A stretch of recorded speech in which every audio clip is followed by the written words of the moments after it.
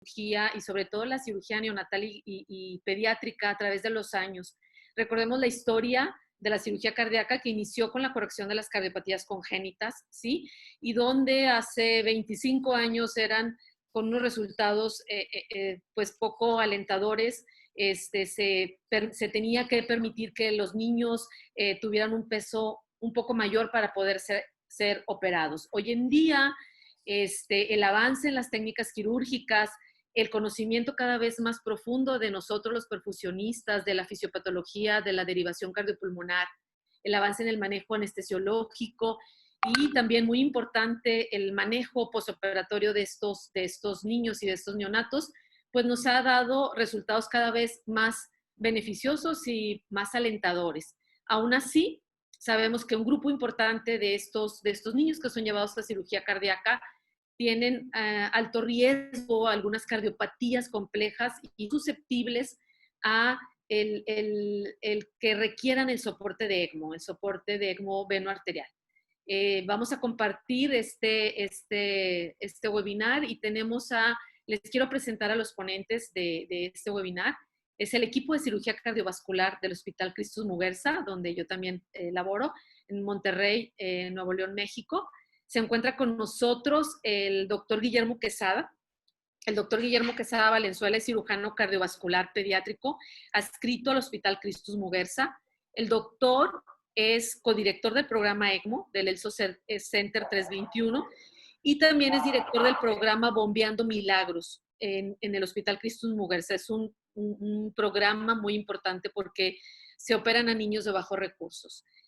El doctor Rosenberg Albores es anestesiólogo cardiovascular pediátrico, es egresado de uno de los institutos más importantes en México, del Instituto de Cardiología Ignacio Chávez, es parte importante del programa ECMO en el Hospital Cristus Muguerza y actualmente es presidente de la Sociedad de Anestesiología Cardiovascular Pediátrica aquí en México. También nos acompaña en este webinar el doctor César Hernández. Él es intensivista pediátrico. Él es egresado del Hospital Universitario de la Universidad Autónoma de Nuevo León. Él es médico adscrito en la unidad de terapia intensiva del Hospital de Cardiología número 34 del IMSS, un centro muy importante de cirugía cardíaca en Monterrey, así como en la unidad también es adscrito en la unidad de terapia intensiva pediátrica y el programa ECMO en el Hospital Cristus Muguerza. Les doy cordial bienvenida a ustedes. Sé que será muy gratificante escucharlos y ver el punto de vista del cirujano, del anestesiólogo y del intensivista en estos pacientes que son llevados a ECMO postcardíaco. Quiero recordarles a todos los que están ahorita en este webinar que este webinar quedará grabado en la página de YouTube de la Asociación Latinoamericana de Perfusión. Lo podrán revisar posteriormente en esta página. Y quiero agradecer a Medtronic, esta compañía que nos ha acompañado durante muchos años con los equipos y con material necesario para que se lleven a cabo las cirugías en el aspecto quirúrgico, en el avance que ha habido de los productos para circulación extracorpórea y en ECMO. No hay conflicto de interés con la compañía. Y, lógicamente, un agradecimiento especial a la Asociación Latinoamericana de Perfusión, ALAP, por permitirnos seguir creciendo, por permitirnos seguir presentando las experiencias de cada centro en Latinoamérica y por seguir aprendiendo. Agradecemos mucho a ALAP esta oportunidad. Quiero también comentarles que están abiertas la sesión de preguntas y respuestas. Vamos a tratar de que los panelistas den respuesta a través de la plataforma, ¿sí? Va a haber también la oportunidad de interactuar a través del chat. Y es importante que estas preguntas quedarán, si algunas no son respondidas, quedarán en la plataforma de la página de la Asociación de ALAP, ¿sí? Es importante también comentarles que para que puedan tener el certificado de asistencia, deben de estar durante todo el término, el inicio y la culminación de esta sesión. Les comento también que como parte, por primera vez en estos webinars de ALAP, se llevará a cabo un cuestionario sencillo que pues es de suma importancia, es anónimo y es de ciertas preguntas importantes de cada centro, cómo manejan ciertas situaciones y ciertas condiciones de los pacientes en cirugía cardíaca y en ECMO. ¿Sí? Estas preguntas van a estar abiertas durante todo el webinar y al final daremos la respuesta a estas encuestas. ¿Sí? Son preguntas sencillas que aquí podemos ver y solamente ustedes pueden contestar y al final se dará una tendencia de cómo es cierto manejo en estos pacientes. Bueno, iniciamos el programa va a iniciar el doctor Guillermo Quesada, posteriormente el doctor Rosenberg y después veremos la parte importante del posoperatorio. Muchas gracias.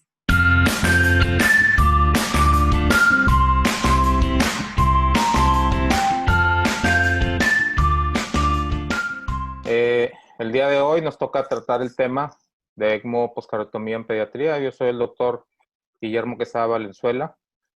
Yo trabajo en el Hospital Cristus Muguerza de la ciudad de Monterrey, Nuevo León. Y antes que nada quiero darle las gracias a la Asociación Latinoamericana de Perfusión por la oportunidad de poder compartir nuestras experiencias con todos ustedes. Bueno, vamos a empezar. El ECMO poscardiotomía en pediatría. No tengo ningún conflicto de interés. Vamos a hablar de generalidades, de indicaciones, de consideraciones técnicas y de resultados. En generalidades podemos decir que el soporte circulatorio mecánico es una terapia muy bien establecida en niños, ya tiene muchos años de utilizarse, tanto en neonatos como en población pediátrica. Y de todos los soportes circulatorios mecánicos que se utilizan para esto, el ECMO es la más utilizada. Y su uso puede ser desde el preoperatorio, en el postcardiotomía o en el posoperatorio en la terapia intensiva. ¿Sí?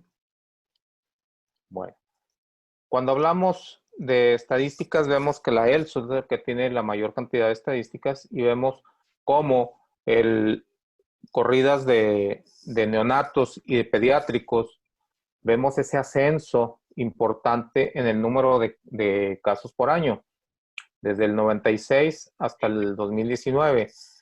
Este es un reporte hecho en enero del 2020, ¿sí? En donde vemos cómo el neonato ha ido creciendo importantemente y el pediátrico lleva una curva ascendente suave.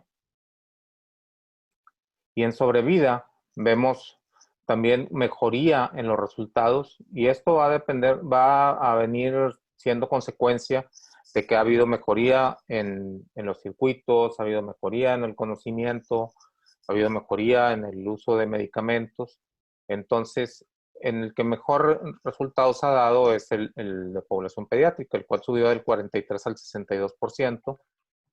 Y en el niño, en el neonato, de 40 al 51%.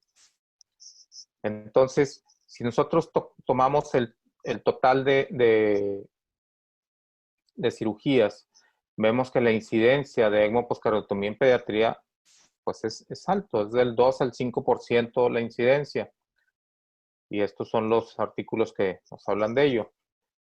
Entonces, en indicaciones, vamos a ver, pacientes que están con inestabilidad preoperatoria, ¿sí? Por ejemplo, aquellos pacientes que nos llegan a nosotros al hospital en condiciones críticas, por ejemplo, el drenaje venoso pulmonar obstruido o el paciente con tetralogía de Fallot con agenesia de valvas que acaba de nacer, que no se desarrollaron bien su árbol bronquial, ¿sí?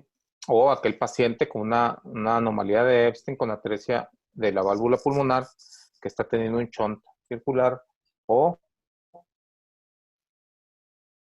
por ejemplo, el paciente con una capa que llega en falla cardíaca severa, ¿sí? O en aquellos pacientes que desarrollan hipertensión pulmonar severa refractaria, por ejemplo, los traspuestos que lo hacen en ocasiones. El tema principal de hoy es el ECMO poscardiotomía y vamos a hablar de los diferentes escenarios en el que nos podemos enfrentar a él. Por ejemplo, en la falla para salir de circulación extracorpórea o en el síndrome de bajo gasto posoperatorio, ¿sí? Ya sea por disfunción ventricular, por hipertensión pulmonar o por arritmias intratables. Entonces, ¿cómo vamos a identificar estos pacientes? ¿Sí? Entonces, si nosotros tenemos un paciente que no podemos sacarle circulación extracorpórea, ya sea por una lesión miocárdica, por aturdimiento o porque no tuvo una protección miocárdica adecuada, por ejemplo, el paciente con una anomalía de nacimiento de la arteria coronaria en la arteria pulmonar, vamos a tener la protección no va a ser adecuada, entonces eso nos va a hacer que ese paciente salga con algo de lesión miocárdica, aparte de la que ya tenía. O podemos tener un aumento de la poscarga en aquellos pacientes que dejamos una obstrucción al tracto de salida, ya sea el izquierdo o el derecho. O aquellos pacientes que tienen problemas de resistencias vasculares pulmonares, por ejemplo, los drenajes venosos anómalos pulmonares totales. O en aquellos pacientes que tienen cortocircuitos residuales o que tienen formación de circulación colateral mayor. Entonces, tenemos que excluir los defectos anatómicos y eso lo hacemos con el eco, ¿sí? Entonces, vamos a ver que en la disfunción miocárdica previa a la cirugía, el ECMO nos va a servir para poder estabilizar a estos pacientes. Entonces, podemos tener esos dos escenarios. O con ECMO previo a la cirugía correctiva, o con disfunción miocárdica previa sin ECMO previo, ¿sí? O en aquel paciente que entró con una función cardíaca normal, pero tenemos un tiempo muy prolongado de bypass, o lo sometemos a una cirugía muy compleja. Y el otro factor importante es qué tan buena sea nuestra protección miocárdica que le estamos dando. Entonces, ¿qué factores van a impactar la sobrevida? Uno, la prematurez. Entre más inmaduro sea nuestro paciente, más riesgo de desarrollar disfunción ventricular posoperatoria va a tener, ¿sí? A menor peso, mayor riesgo tienen estos pacientes. Eso está bien establecido. La otra es la severidad del diagnóstico. Si nosotros tenemos un paciente con una enfermedad muy compleja, por ejemplo, un síndrome de corazón izquierdo hipoplásico, el riesgo de desarrollar disfunción ventricular posoperatoria es muy alto. Otro factor importante que a veces es con cierta frecuencia lo vemos, es aquel paciente que nos llega ya con disfunción renal secundario a su falla cardíaca severa. Estos pacientes tienen más riesgo de desarrollarnos disfunción posoperatoria, ¿sí? O el paciente que está infectado o que tiene falla orgánica múltiple. Entonces vamos a ver qué consideraciones técnicas debemos de tomar en estos pacientes. Entonces tenemos que decir en qué momento vamos a colocar un paciente en ECMO postquirúrgico. Entonces esta decisión debe estar basada en todo el grupo quirúrgico: anestesiología, cirugía, perfusión. Nosotros sabemos qué clase de paciente tenemos, cómo se ha comportado, cuál ha sido el tiempo de bomba, qué enfermedad de base tenemos, qué cirugía le realizamos. Y en base a eso debemos de tener una expectativa. Aparte, anestesia nos va a decir qué tanto soporte le ha estado dando, qué tanto ha tenido que ir escalando ese soporte y qué resultado ha tenido.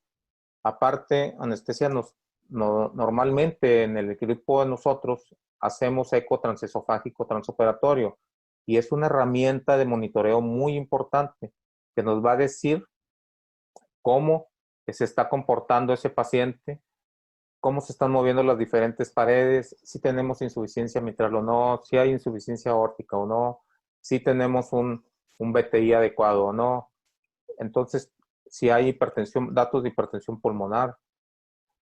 Basados en todo esto, nosotros vamos a decidir si ese paciente es candidato a soporte o no es candidato a soporte. Entre más pronto nosotros determinemos que este paciente va a requerir de soporte y no estemos esperando a ver cómo se comporta en las siguientes horas, ¿sí? Mejor le va a ir. Entonces, hay que hacer una instalación temprana porque esto ha demostrado que tiene mejores resultados. Entonces, si nosotros tenemos un paciente en falla cardíaca en donde la entrega de oxígeno está disminuida sobre la demanda, la circulación sistémica va a fallar, ¿sí? Tanto la circulación sistémica como coronaria. Entonces, si nosotros, nuestro corazón, le estamos dando un soporte inotrópico alto, vamos a hacer que entre en taquicardia, con lo cual vamos a aumentar el consumo, vamos a aumentar la poscarga. Otro factor para aumento de consumo miocárdico, y vamos a incrementar la tensión de la pared miocárdica. Entonces, todo esto va a hacer que se comprometa la función cardíaca y aumente la lesión cardíaca y comprometer la recuperación. Entonces, ya cuando decidimos esto, vamos a establecer un código ECMO, que es el avisarle al equipo ECMO, tanto cirujanos, intensivistas, cardiólogos, perfusionistas y enfermeras, que somos los que estamos involucrados en el manejo de estos pacientes, que tenemos un paciente potencial para entrar a ECMO o que ya decidimos que va a entrar a ECMO. Entonces se van a asignar roles. Importante esto es avisarle a la familia. Desde antes nosotros ya habíamos hablado con ellos y decirles que ese era uno de los posibles escenarios, y se firma con anterioridad un consentimiento informado. Entonces el coordinador va a checar que el circuito esté armado y funcionando correctamente, que estén todos los medicamentos necesarios y que todo el equipo, todo el staff esté completo. Entonces, hay varias formas en que nosotros podemos tener esto. Una es que el equipo esté en stand-by, en donde ya se había avisado con anterioridad que íbamos a tener un paciente con una cirugía compleja o con una enfermedad, con una disfunción importante. Entonces el riesgo de que entrara a ECMO era alto. Entonces generalmente hay en un equipo en stand-by, esperando la comunicación del equipo quirúrgico, ¿sí? En estos casos el carro de ECMO permanece en el quirófano, ya tiene un checklist, ya tiene el equipo y el material listo, para que en el momento que se decida, se arma y se instala. O una otra situación es cuando hay algún problema durante la cirugía y al término de la misma vemos que no hay una respuesta adecuada y activamos el código ECMO. Este es una lista de verificación que tenemos nosotros para el quirófano cuando se va a instalar un ECMO. Entonces, ahí estamos ya en el quirófano con nuestro equipo listo. Normalmente en el paciente posquirúrgico en quirófano, la canulación va a ser central, ¿sí? Va a ser en aurícula derecha. Normalmente estos pacientes, la mayor parte de ellos están canulados en forma bicaval. Entonces no podemos dejarlos en esa forma de canulación. Lo que hacemos es colocar una cánula tipo Pacífico con punta metálica de alto flujo en la orejuela derecha. Por lo regular, estos pacientes que tienen datos de disfunción o que son sometidos a una cirugía compleja, en un porcentaje muy importante de ellos, yo hablaría arriba del 90%, dejamos una comunicación interauricular. Entonces, en muchos de ellos no hay necesidad de colocar una cánula de drenaje izquierdo, ¿sí? Cuando tenemos nosotros un paciente que es sometido a una cirugía compleja, que responde al uso de medicamentos, ¿sí? Como precaución y de potencial riesgo de que estos pacientes requieran un ECMO en forma temprana en la unidad de cuidados intensivos, nosotros dejamos el pecho abierto y lo cerramos con una bolsa de bota, y las jaretas que estaban en su lugar, ahí las dejamos. Los taquetes son sellados, son fijados con clips metálicos y se quedan por si hay necesidad de entrar rápidamente y no tengamos que estar haciendo jaretas a la hora del problema. ¿Sí? La otra forma de canular es la periférica, y eso lo hacemos en pacientes que ya tienen varios días, que ya cerramos el pecho y que están en la unidad de cuidados intensivos. Lo hacemos a través de la vena yugular interna y la arteria carótida común derecha. Estos lo hacemos en la mayor parte de los niños. Solo en los niños que están por arriba de 35 kilos utilizamos la vena femoral y la arteria femoral. Entonces, estas son las formas en que pueden uno colocar las cánulas en canulación central, en donde puede ser con tórax abierto, cerrado, lo cual nosotros en nuestro equipo no lo hacemos. Este tiene la ventaja que disminuye la incidencia de infecciones, o con tórax abierto. El tórax abierto, uno, nos permite una entrada más rápida al tórax, la otra nos permite estar visualizando en forma directa el tórax, pero tiene dos desventajas. Tiene una, que el riesgo de infección, y la otra es que el eco no nos va a servir tanto el eco transtorácico, tiene que ser con eco transesofágico. ¿Sí? Y la otra es en aquellos pacientes que están en la unidad de cuidados intensivos, que desarrollan síndrome de bajo gasto cardíaco postoperatorio y que requieren soporte. Y esos pacientes los canulamos en esta forma. Generalmente lo hacemos ahí en el cuello, en la vena yugular y en la carótida derecha.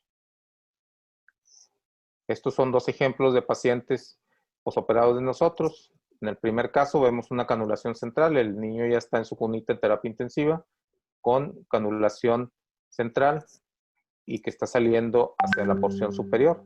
Y vean el pecho cómo está cubierto con una membrana plástica y los drenajes están saliendo en la parte inferior. Y del lado derecho vemos una canulación periférica. Este es un paciente posoperado de una cirugía de Fontan que al tercer día desarrolla un síndrome de bajo gasto cardíaco posoperatorio. Este paciente es colocado en ECMO venoarterial a través del cuello y en 5 días salió del mismo. Es bien importante la descompresión del ventrículo. Ya hablamos ahorita de que normalmente nosotros dejamos una comunicación interauricular.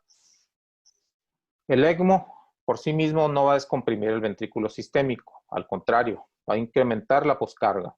¿Sí? Entonces necesitamos una apropiada descompresión del corazón, ya que esto va a disminuir el trabajo cardíaco, por lo tanto disminuye el consumo de oxígeno, también disminuye el estrés de pared y eso va a hacer que se promueva una recuperación más temprana. ¿Sí? Entonces hay que tratar de mantener una PVC baja para no sobrecargar a nuestro paciente. Hay que ver cómo está el monitoreo de la descompresión de la aurícula izquierda, tanto por clínica como por ecocardiograma. Hay que ver cómo está la distensión de la aurícula izquierda, del ventrículo izquierdo, si tenemos insuficiencia mitral o no, o datos de edema pulmonar. Entonces el tratamiento es, vamos a mejorar el drenaje del ECMO, reducir la poscarga. Si no tenemos septostomía, hay que hacer una septostomía atrial, ya sea con balón o quirúrgica, y colocar un vent en la aurícula izquierda, que es la otra opción. ¿Sí? Entonces, una paciente con disfunción que no está descomprimido ese corazón va a ser igual a edema y más isquemia subendocárdica. Entonces, si ya tenemos a nuestro paciente en ECMO, hay que evaluarlo en forma no invasiva con ecocardiograma, que el cual tiene algunas limitantes. Por ejemplo, tiene la limitante de que por el pecho no es tan efectivo porque está cubierto, es un tórax abierto. La otra es que hay muchas cosas que no nos va a diagnosticar y hay que llevarlos a cateterismo cardíaco, a hacer un estudio más funcional del mismo. ¿Sí? Se dice que la superioridad del cateterismo cardíaco es mucho mayor que la del ecocardiograma para definir situaciones en las cuales hay que llevar a estos pacientes de nuevo a quirófano por lesiones residuales. ¿Sí? Esto es bien importante, el determinar en forma temprana que este paciente tiene un problema que debe de ser resuelto con cirugía o con otro tipo de tratamiento, que puede ser también ahí mismo en el laboratorio de hemodinamia. ¿Sí? Por ejemplo, el cierre de algunas colaterales. ¿Sí? Entonces, ¿qué resultados hemos tenido?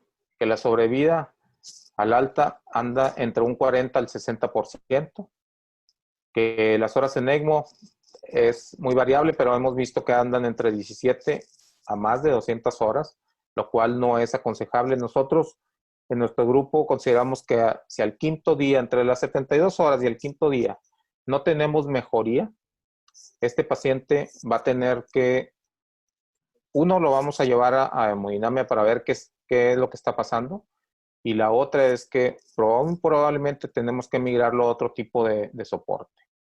¿Sí? Entonces, la sobrevida al año de los pacientes que se dan de alta es el 41%. Lo que sí es definitivo es que la mortalidad de los neonatos es mucho mayor y que menor peso, mayor mortalidad. Entonces, por conclusión, llegamos que el ECMO salva vidas, pero no va a solucionar los problemas residuales de nuestros pacientes. Eso los tenemos que resolver nosotros y, de preferencia, antes de que entremos a ECMO. Este es un paciente, el que les comenté de ventrículo único, que se sometió a un ECMO periférico en la terapia intensiva.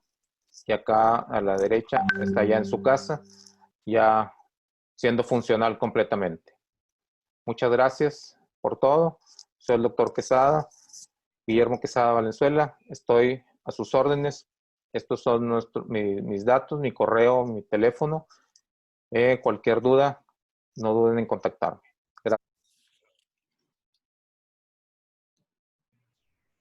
Perfecto, muchas gracias, doctor Quesada. Ahora, quería dar un anuncio en el interín mientras continuamos con el doctor Rosenberg. Las personas que no han podido completar la encuesta, todavía no tenemos un 100%, le agradecemos que en la medida de lo posible, para que continúen su votación de manera de que la información que podamos recaudar sea de mayor fiabilidad. Adelante, María Verónica, si tienes algo que decir. Estamos en la espera del doctor Rosenberg, que está ya con nosotros para compartir su presentación. Sí, yo creo que ahorita al final veremos algunas preguntas que ya tenemos de la gente que está participando con nosotros y ahorita que nos comparta el doctor Rosenberg su presentación. Yo creo que es muy importante todo lo que comentó el doctor Quesada. Nosotros los perfusionistas hacemos esa transición de la circulación extracorpórea al ECMO, ¿sí? Y importante, no solamente lo que veíamos hace 20 años de cuidar el volumen de llenado del oxigenador, cuidar, ultrafiltrar al paciente, sino más allá de eso, ¿sí? Sabemos todos los parámetros que actualmente nosotros los perfusionistas tenemos a la mano para la perfusión en los neonatos y en los pediátricos. A continuación, el doctor Rosenberg. Adelante, doctor.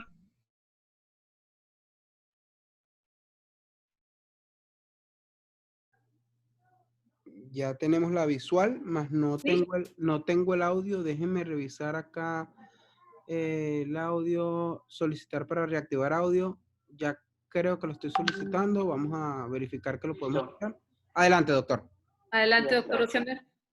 Ok, muchas gracias. Gracias a la Asociación Latinoamericana de Perfusión por la invitación. Nos hubiera gustado mucho haber compartido estos momentos en Guatemala, pero bueno, por ahora no fue posible. Así es. Gracias de verdad por la invitación. Esperamos poder compartir algo de nuestra experiencia en este rubro. No tengo ningún conflicto de intereses. Bueno, yo soy el doctor Rosenberg Albores Figueroa, soy anestesiólogo cardiovascular pediátrico y, como dijo Vero, actualmente presidente de la Sociedad Mexicana de Anestesiólogos Cardiotorácicos. Les comentaba, no tengo ningún conflicto de interés para esta plática. Esta es nuestra orden del día. Me voy a tratar de ir un poquito rápido para que quede buen tiempo para preguntas y respuestas. A manera de introducción, hay muchos factores que pueden complicar el perioperatorio en cirugía cardíaca pediátrica. Los principales: hipertensión arterial pulmonar preoperatoria, hipertrofia miocárdica o falla cardíaca descompensada previa a la cirugía. La forma más grave de este tipo de deterioro pues, se llama síndrome de bajo gasto cardíaco. Hay muchos factores que pueden llegar a precipitarlo, del tipo de solución de cebado de la circulación extracorpórea, arritmias persistentes, protección miocárdica inadecuada, sobre todo cuando tenemos hipertrofia miocárdica severa, la distensión ventricular secundaria a un manejo inadecuado, embolismo coronario, uso de catecolaminas, lo vamos a platicar más adelante, cirugía compleja que puede llevar a un mayor tiempo de circulación extracorpórea, la misma lesión por isquemia reperfusión y una constante en circulación extracorpórea, que es la respuesta inflamatoria sistémica. Algunos conceptos que debemos de dominar es el miocardio neonatal, que podemos llamar es inmaduro y tiene algunas características muy peculiares. La primera, la inversión de resistencias, y al cierre del foramen oval y el del ducto arterioso empiezan a tratar de normalizarse en condiciones habituales. Sin embargo, el paciente que tiene una cardiopatía congénita compleja muchas veces no es posible.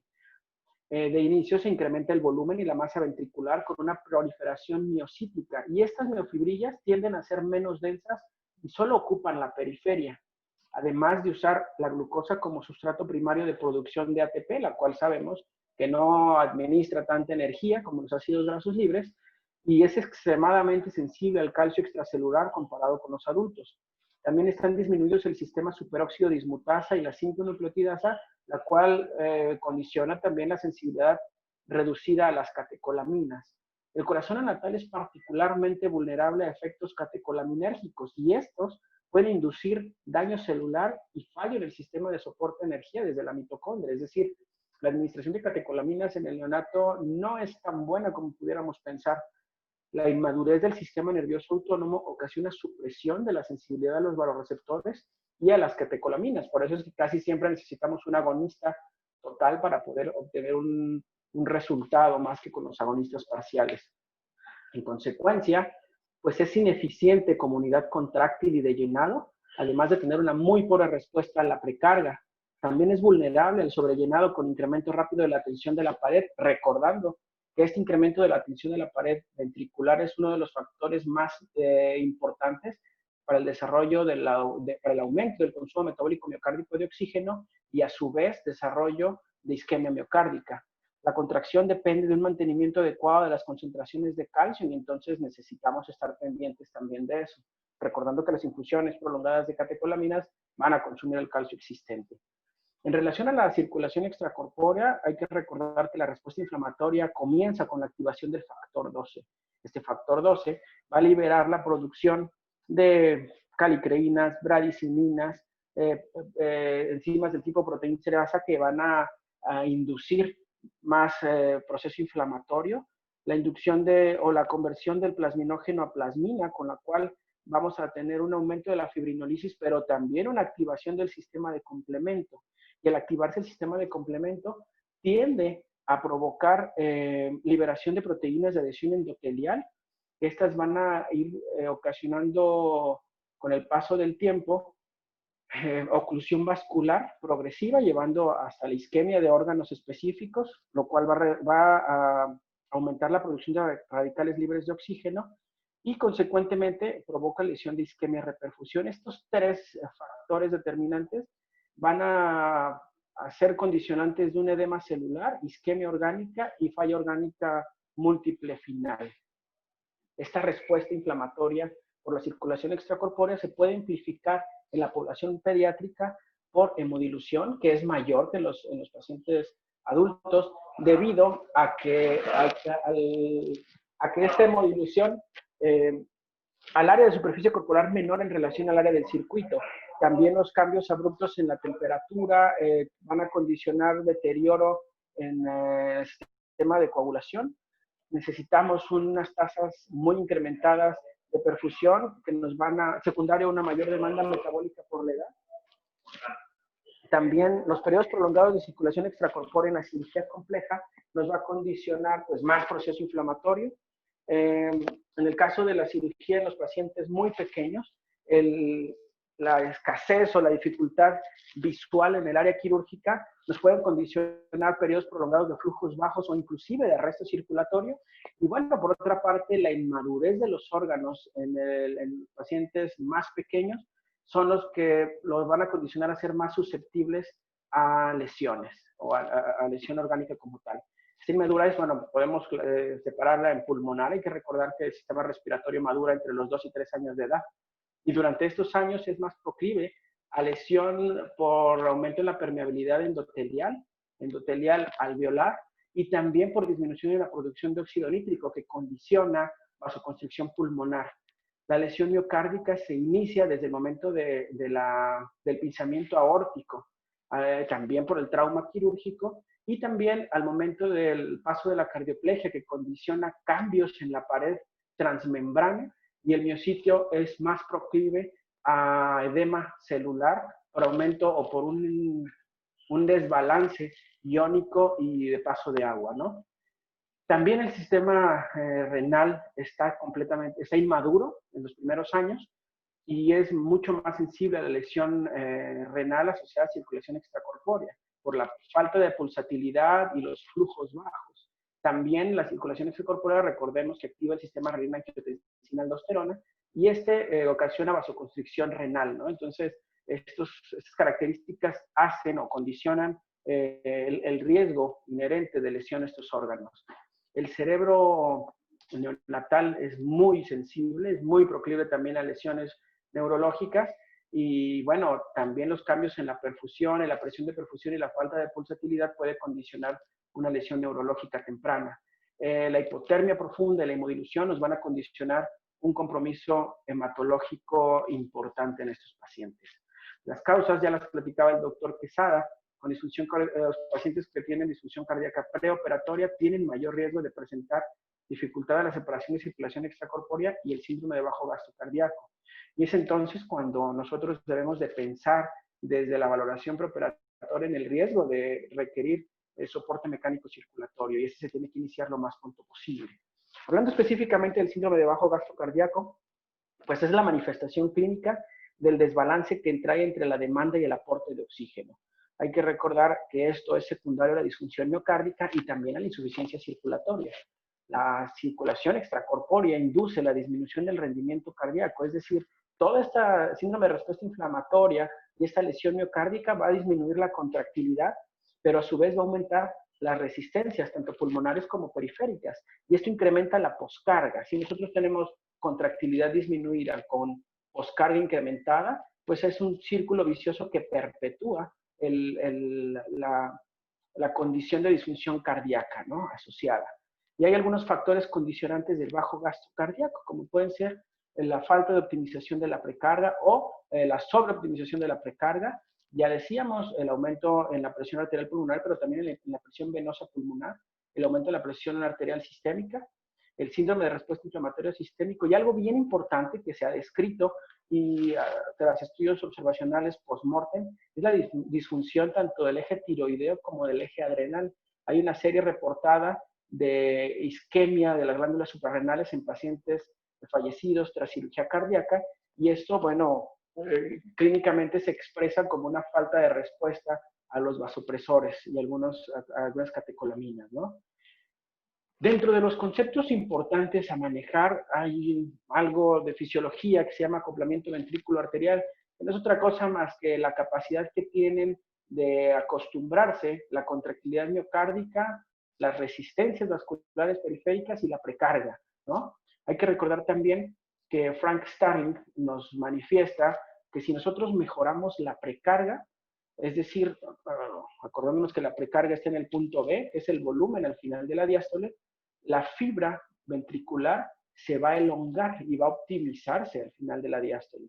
Esta optimización de la precarga con aumento de la longitud de la fibra va a condicionar una contracción ventricular mejor, ¿sí? Es decir, a mejor precarga, mejor contracción ventricular.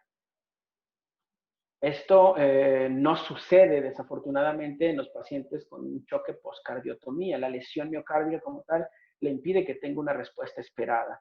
Lo que habitualmente sucede es, vemos en la línea punteada, esa es la contractilidad. Si nosotros optimizamos la precarga, pues la contractilidad se incrementa proporcionalmente. Sin embargo, cuando tenemos una contractilidad disminuida, pues el incremento en la precarga no va a mejorar ni el volumen sistólico ni el gasto cardíaco, y al contrario, lo que va a condicionar es una dilatación ventricular secundario al edema, a la lesión y más falla cardíaca subsecuente, ¿no?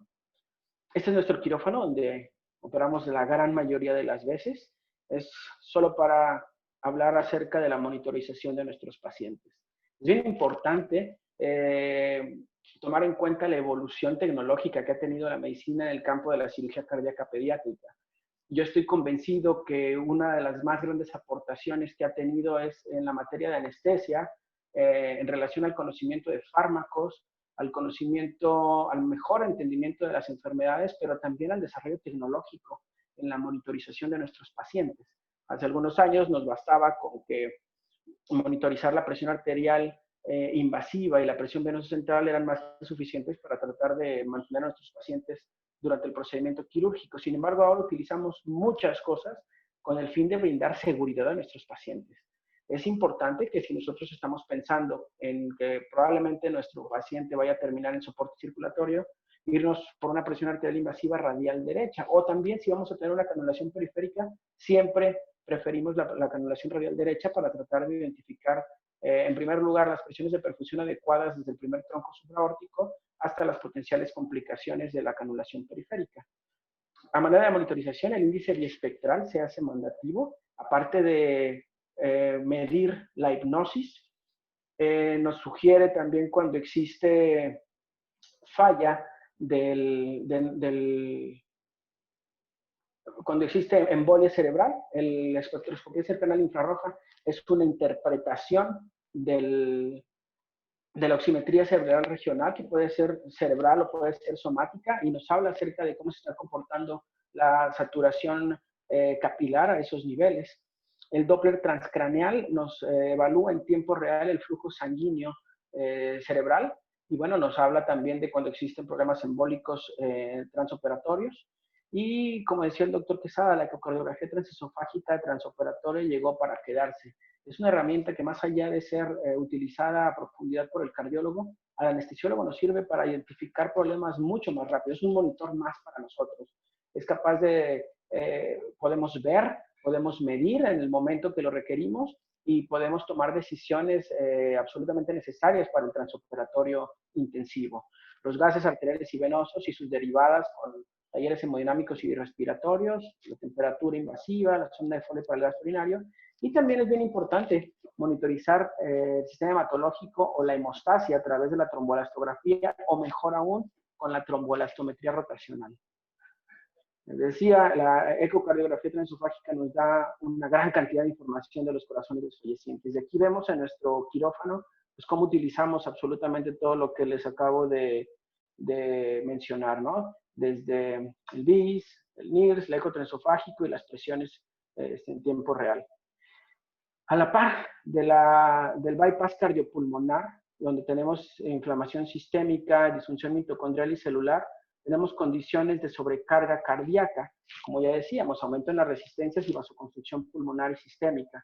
Las consideraciones operatorias como lesión de isquemia, reperfusión y la ventriculotomía por sí misma nos va a inducir disfunción miocárdica, aparte de las lesiones preexistentes y de algunos detalles post o transoperatorios como hipotermia, hipoxemia, desequilibrio electrolítico, hipertensión arterial pulmonar o lesiones no diagnosticadas o residuales, pues son los que nos llevan al síndrome de bajo gasto cardíaco, ¿no?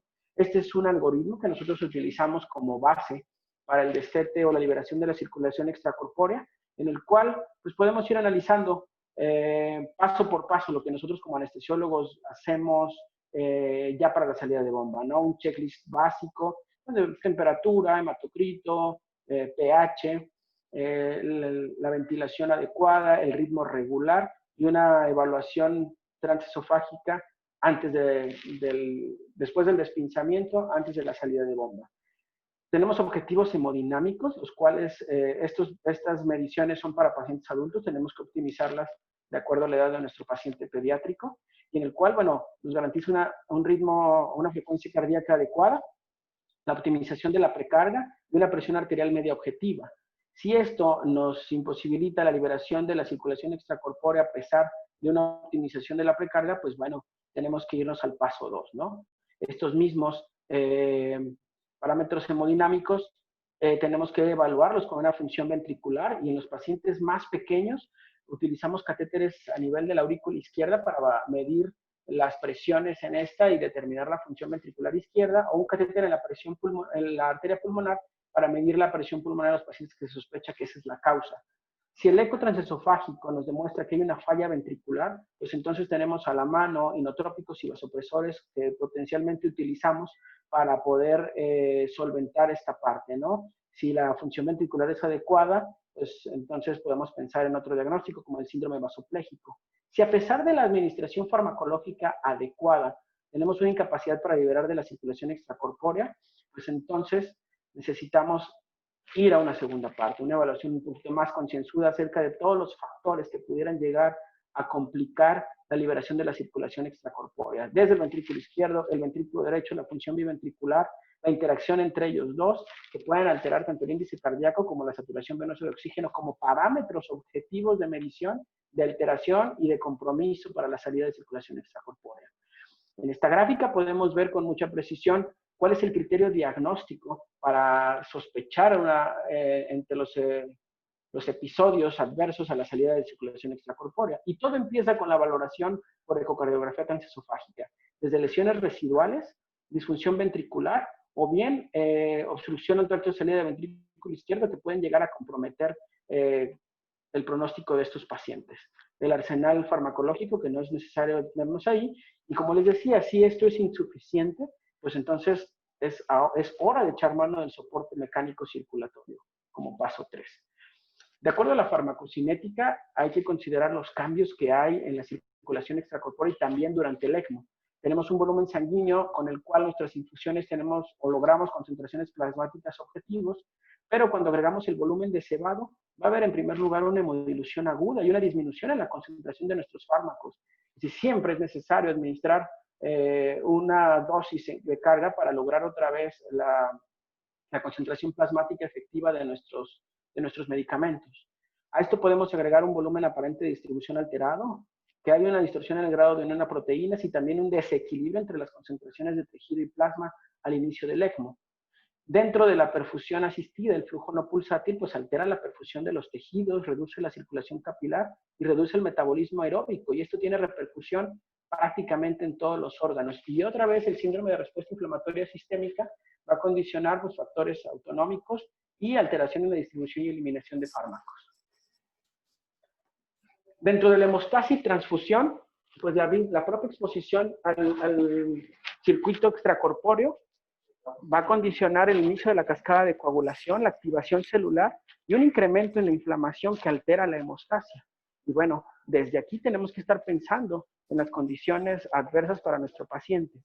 Si nosotros nos preguntamos si tenemos que transfundir, primero deberíamos de justificar el por qué transfundir, y esto está muy claro. Nosotros tenemos, y ya decidimos o ya establecimos por qué se altera la hemostasia. Hay aparte una turbulencia en el flujo a través de las cánulas y una adhesión a la superficie no endotelial. Esto activa las plaquetas, consume el fibrinógeno y disminuye los factores de coagulación. Y podemos encontrar hasta una disminución en el 40% de la cuenta plaquetaria. Lo que nosotros habitualmente hacemos es el uso de antifibrinolíticos. Hay que recordar que en cirugía cardíaca es clase 1A, es decir, siempre se tienen que utilizar. Contamos con ácido aminocaproico y tranexámico. Las dosis son tituladas de acuerdo al paciente. Solo hay que recordar que el neonato, que tiene una función renal disminuida, tenemos que ajustarlo casi al 50% de la dosis habitual. Y la vida media que tienen, pues nos obliga a mantener una concentración plasmática constante a través de una infusión continua. La reversión de la heparina en el caso del choque postcardiotomía es importantísima. A pesar de que se vaya a someter el paciente al soporte mecánico circulatorio en ECMO y que sabemos que debemos de contar con una heparinización para anticoagularlo, el paciente recién operado de corazón tenemos que garantizar la hemostasia antes de esto. Entonces, nosotros revertimos la heparina a través de la administración de dosis totales de protamina. También transfundimos plaquetas. Hay que recordar que la féresis plaquetaria es un concentrado de estas y la transfusión de 10 mililitros por kilo nos eleva entre 50 y 100,000 plaquetas por picolitro. Utilizamos preferentemente el concentrado de complejo de protrombina en lugar del plasma. El plasma tiene algunos factores o reacciones adversas y sobre todo hemodiluye a nuestros pacientes. Hay que considerar que el volumen necesario para obtener una concentración adecuada de factores de coagulación es alto en relación al volumen plasmático de nuestros pacientes. Entonces preferimos un concentrado de complejo de protrombina y también preferimos concentrado de fibrinógeno al uso de crioprecipitados. Esa es la dosis que debemos de administrar. Si no conocemos el fibrinógeno actual, pues lo administramos a 70 miligramos por kilo. Hay una consideración bien importante en la decisión de por qué fibrinógeno y no crioprecipitados en estos pacientes. Esta es una diapositiva de una plática reciente, muy reciente de hecho, el doctor Faraoni, que está en Toronto, en donde habla acerca del establecimiento de las redes de fibrina en el neonato. Si vemos en la pantalla del lado derecho, la primera observación es la basal, después de la inducción anestésica y antes de la incisión quirúrgica, donde las redes de fibrina están perfectamente bien formadas. Y después de la circulación extracorpórea empiezan a abrirse, empiezan a diseminarse. Y ellos han observado que el uso de crioprecipitados, es decir, transfusión de fibrinógeno adulto, no hace una buena sinergia con el fibrinógeno del neonato, y entonces estas redes de fibrina no son capaces de entrelazarse adecuadamente en el posoperatorio inmediato, ¿sí? Esa es una conclusión bien importante del por qué no es la mejor opción los crioprecipitados del neonato. Y bueno, en relación al plasma, el plasma ni siquiera está indicado como parte de una terapia de aporte de fibrinógeno en nuestros pacientes porque necesitaremos mucho más volumen. Si hablamos de eficacia, pues es, según las últimas guías descritas por el mismo doctor Faraoni, hace unos años, de uso de hemoderivados en cirugía cardíaca pediátrica, es igual de eficaz el concentrado de fibrinógeno que los crioprecipitados, pero en cuestión de seguridad es mejor utilizar concentrado de fibrinógeno que crioprecipitados. Y este es el algoritmo que él sugiere, todavía no está publicado, para el manejo del sangrado en pacientes de alto riesgo en cirugía cardíaca pediátrica y está basado en la medición por tromboelastometría rotacional. Y bueno, una vez que el paciente ya está canulado, según nos acaba de mencionar el doctor Quesada, y ya lo tenemos listo, conectado al ECMO, el ECMO funcionante, nosotros tenemos que corroborar que esa canulación y esos flujos por el ECMO son adecuados para el paciente a través primero del eco transesofágico, de la manifestación clínica y de la respuesta hemodinámica del paciente. Debemos de tener esto bien documentado antes de decidir salir de quirófano hacia la terapia intensiva. Para la salida del quirófano necesitamos verificar la funcionalidad y el soporte adecuado, tener un protocolo bien definido y asignación de roles del personal que va a hacer este traslado. Es decir, sí requerimos mucha gente, pero no tanta porque nos estorbamos. Cada uno debe de llevar un rol bien preciso, el paciente tiene que estar completamente monitorizado y tener todos los dispositivos de emergencia a la mano. El maneral para dar asistencia a la biobomba en caso de que haya una falla de energía. El paciente, a pesar de que está con ECMO veno arterial y que no necesita el soporte ventilatorio, necesitamos llevar o un ventilador de traslado o un sistema de aporte de oxígeno a través de un sistema veno, un tanque de oxígeno en el caso de que disfuncione, o bien llevar también el soporte farmacológico completo, porque si tenemos una decanulación accidental en el traslado o una falla de energía, necesitamos soportar al paciente mientras esperamos la respuesta, ¿no? Y bueno, siempre hay que estar preparado para cualquier contingencia. Este es un video que muestra mucho de lo que nosotros hacemos en los traslados intrahospitalarios.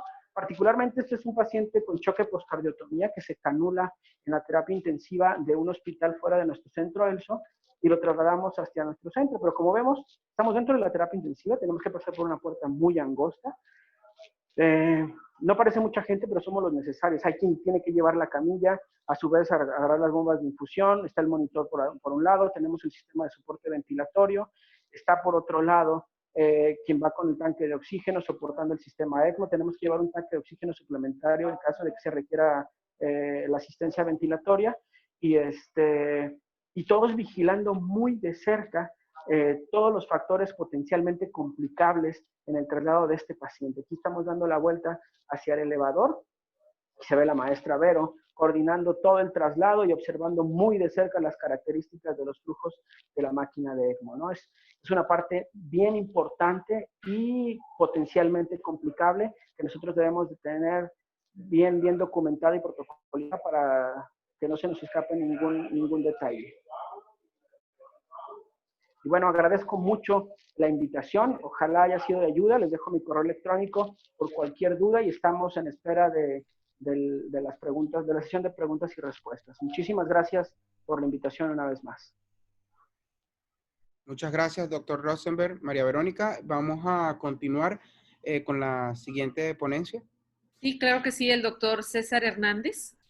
Doctor César Hernández nos hablará de todo lo relacionado a el manejo en la unidad de terapia intensiva, una vez que ya se tomó esa decisión en conjunto con el doctor, con el cirujano, con el team de perfusión, con el anestesiólogo, y el intensivista es parte muy importante porque él, su labor empieza desde este momento, desde el momento que se activa el código ECMO, en ir a valorar a este paciente que es candidato a esta terapia y este soporte. Entonces, doctor César Hernández, adelante. Hola, para dar continuidad a los temas, yo les voy a platicar el de ECMO poscariotomía en pediatría. Lo que vamos a tocar son algunos tópicos del soporte circulatorio, anticoagulación, lesiones residuales, algunos tópicos extracardíacos, retiro del soporte y los resultados del ECMO poscariotomía. Entonces vemos que la estadística de la ELSO que empieza a identificar cada vez más números registrados de centros registrados con ellos. Entonces esto indudablemente que uno de los beneficios que conlleva es de que esto se lo puede ofrecer a más gente y también de que va a permitir con el pasar del tiempo que tengamos una bibliografía con mayor evidencia. Entonces cuando nosotros vamos a meter a estos pacientes a ECMO poscariotomía, debemos considerar la edad del paciente, su inestabilidad clínica, la enfermedad predisponente, comorbilidades, intervenciones potenciales y la terapia multiorgánica que el paciente pueda requerir, ya que cada uno de estos puntos es muy específico para la evolución del paciente. Pues vemos en la edad que mientras más un recién nacido es mucho más complejo. Hacia aparte, este paciente previo a que se le hiciera su cirugía llegó en un estado de choque porque tuvo algún cierre ductal y eso ya lo que llevó a que llegara en choque cardiogénico, pues obviamente es un escenario más complicado.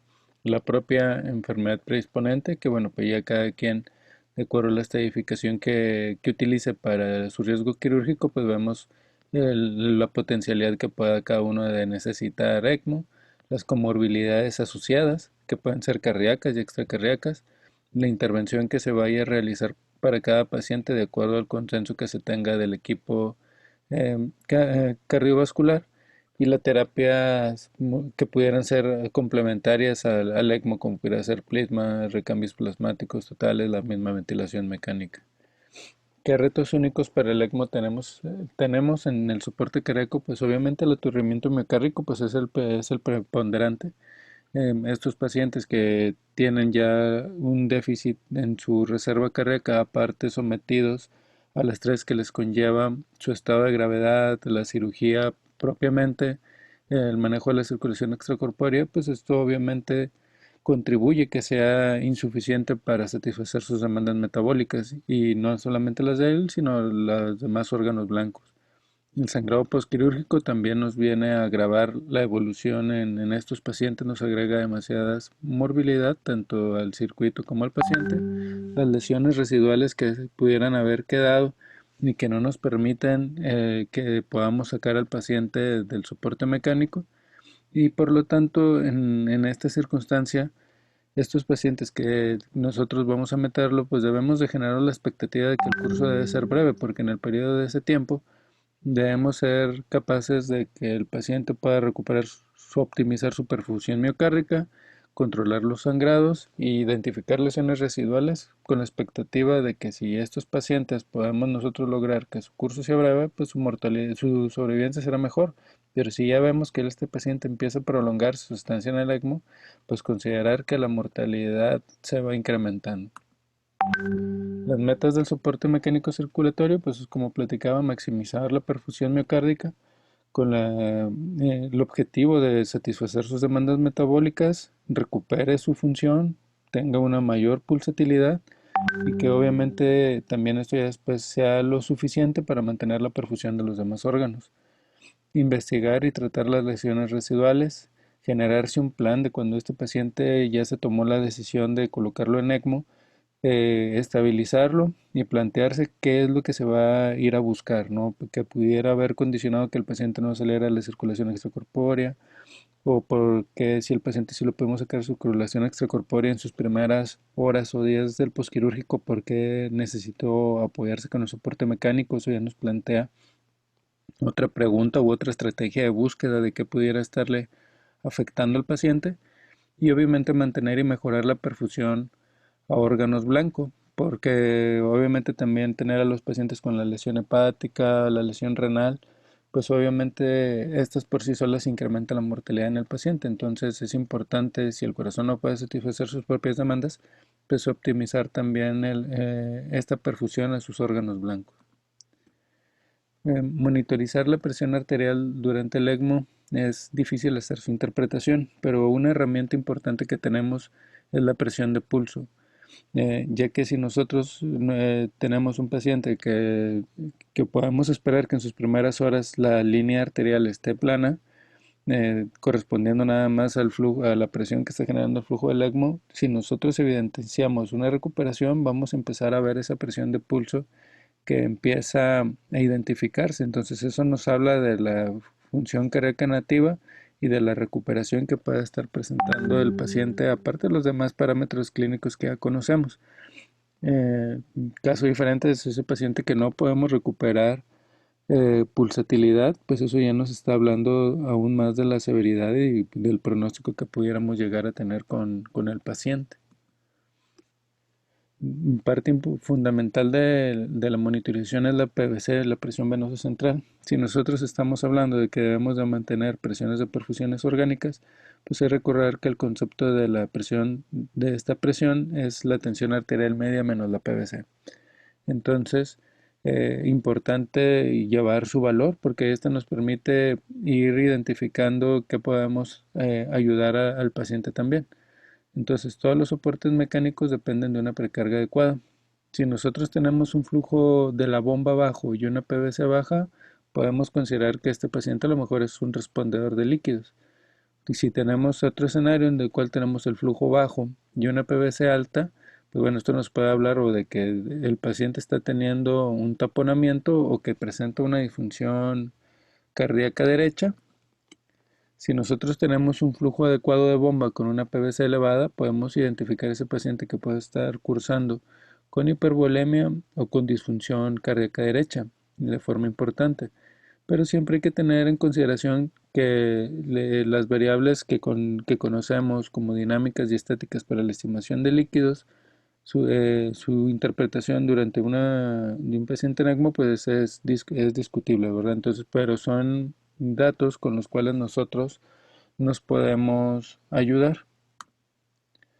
El reemplazo con volumen puede mejorar la función del circuito, sin embargo no lo es todo. Entonces tenemos que descartar el taponamiento, obstrucciones de las cánulas.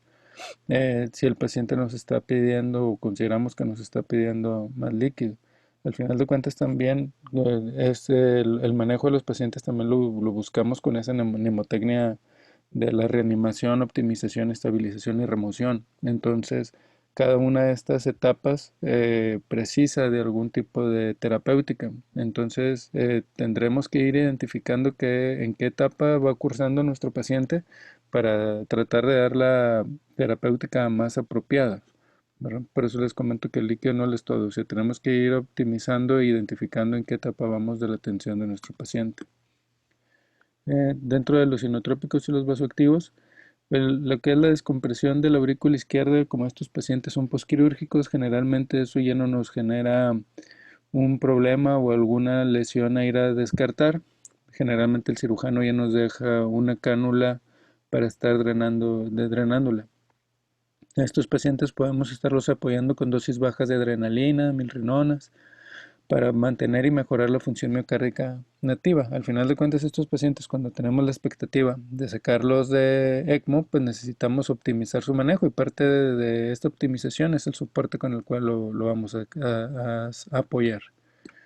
También puede haber momentos en los cuales se puede utilizar norepinefrina, vasopresina o nitroprusiato como adjuntos al tratamiento para mantener una tensión arterial, y lo que buscamos que es esa presión de perfusión orgánica. Y idealmente, una vez que sometemos al paciente en ECMO, pues lo que queremos es retirar o utilizar la menor dosis posible de este tipo de agentes, que eso nos hablará de la capacidad nativa del corazón. Pero habrá casos en los cuales estos pacientes aún cursen con que no podamos llevarles a esa presión arterial óptima y no estemos dando la presión de perfusión orgánica que deseamos. Entonces podemos llegar en algún momento dado a continuar con el soporte aminérgico, pero buscando la menor dosis posible. Cuando el flujo en ECMO es adecuado y a pesar de ello continúa el hipotenso, el uso de vasopresores mejorará la presión de perfusión orgánica, que es lo que les platicaba. El ECMO por sí solo no descomprime el ventículo sistémico. Se requiere de un defecto septal o una cánula en la posición específica, que es lo que les comento, que generalmente el cirujano ya no la dejó, para que esté drenando este retorno a través de las venas pulmonares. Si nosotros no logramos esto, pues el paciente va a cursar con una mayor disfunción, ya que empieza a haber edema pulmonar y una isquemia subendocárdica. Los datos sugestivos que tenemos nosotros con estos pacientes de que están cursando con edema pulmonar, ayudados por la radiografía, en el cual pues la vamos a ver muy congestiva, radiopaca. También nos podemos ayudar con ultrasonido. Nosotros tenemos aquí un equipo al pie de la cama del paciente con el cual nosotros podemos estar monitorizando la presencia de líneas B.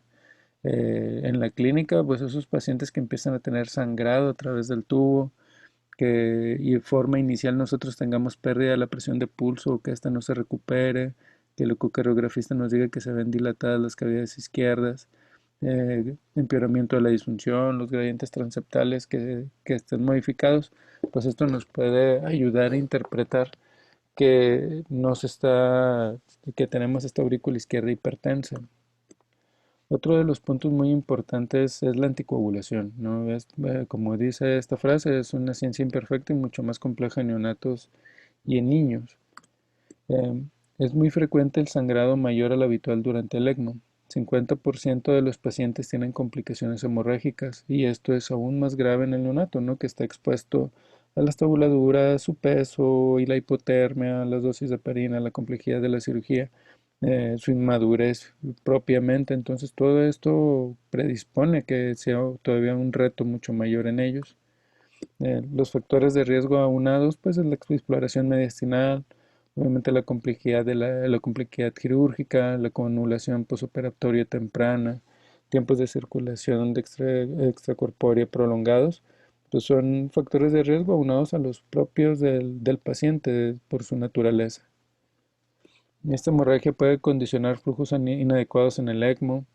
La anticoagulación la hace mucho más complicada, y ahorita vamos a ver que dependiendo de la prueba que nosotros estemos utilizando para saber el efecto de la heparina que estamos obteniendo, pues obviamente al tener que estar reemplazando hemoderivados, paquete globular, plasma, plaquetas, fibrinógeno, vemos que las variaciones en los resultados hasta de estas propias pruebas es importante.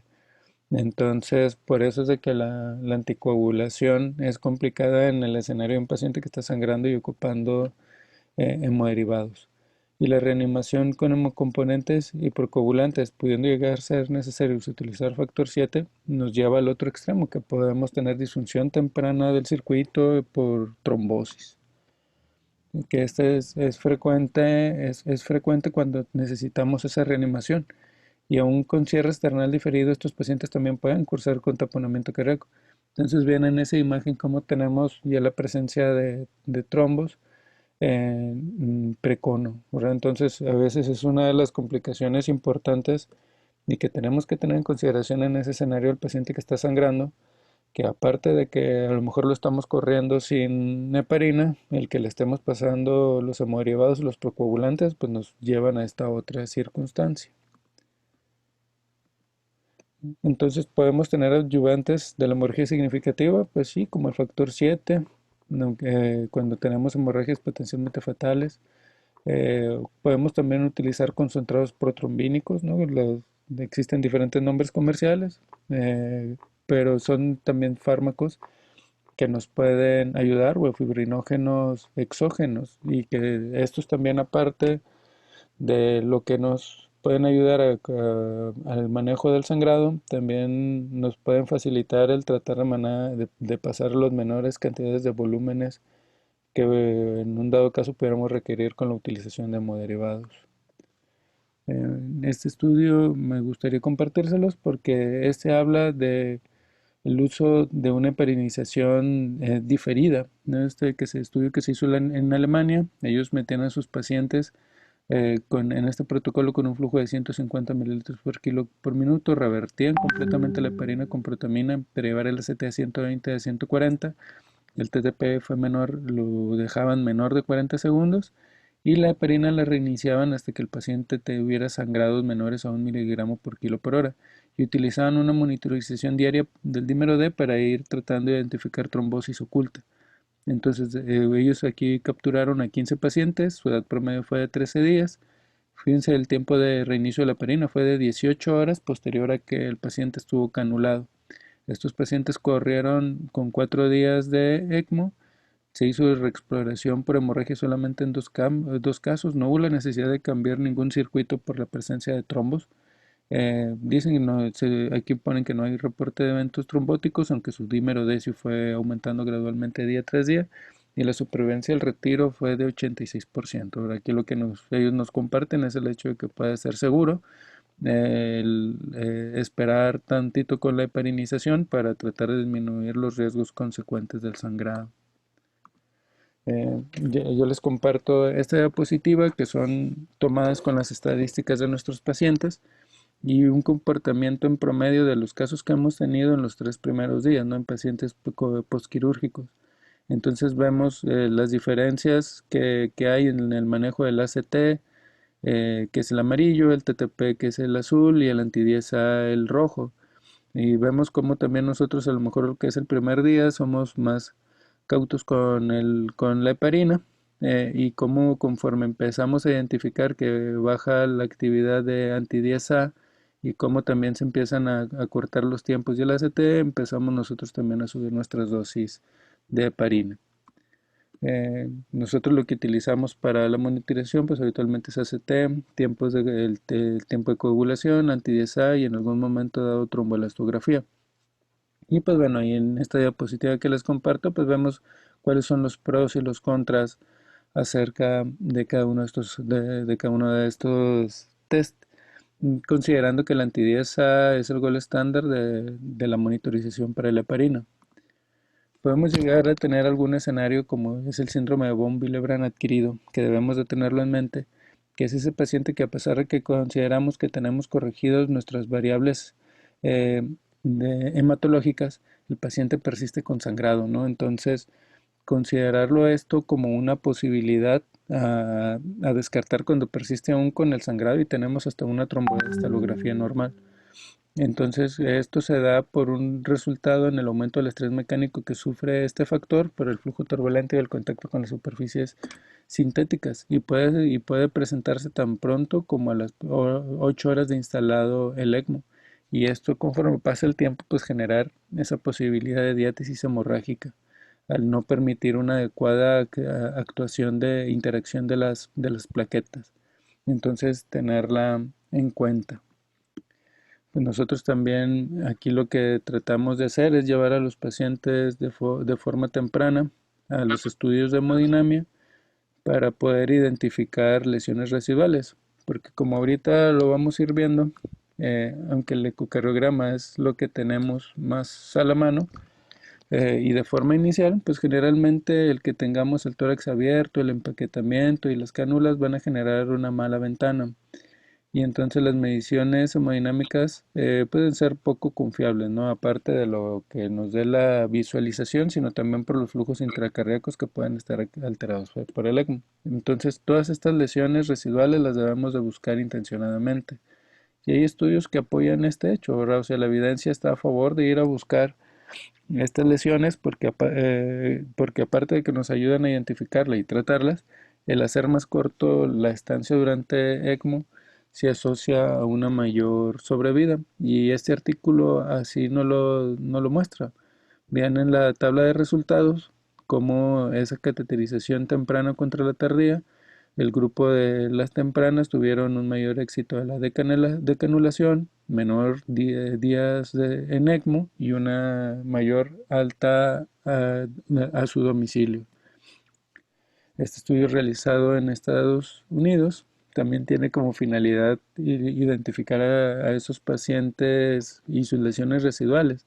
Entonces, miren, de 3.447 pacientes operados, 119 necesitaron ECMO. De estos 119, 84 no tuvieron lesiones residuales y 35 sí. Su ECMO en 42% de los casos lo pusieron en quirófano y tuvieron resultados con decanulación del 63% y alta hospitalaria de un 41%.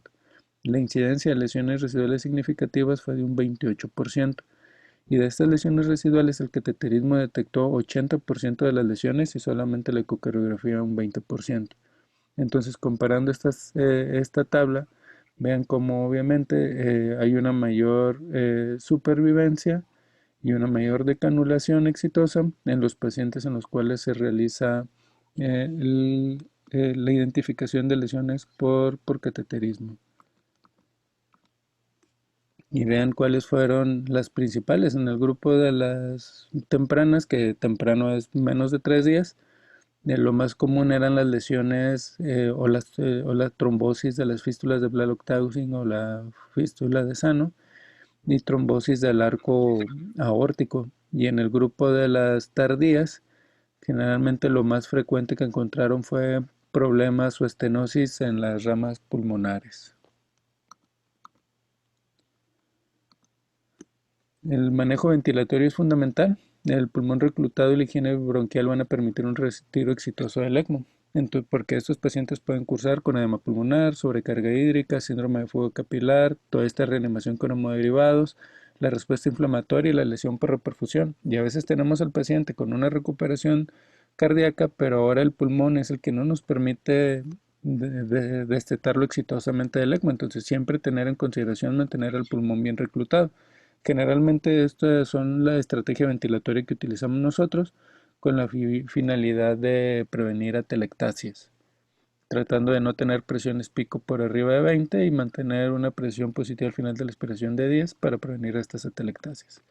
Dentro de lo neurológico, nuestra monitorización continua la realizamos con NIRS.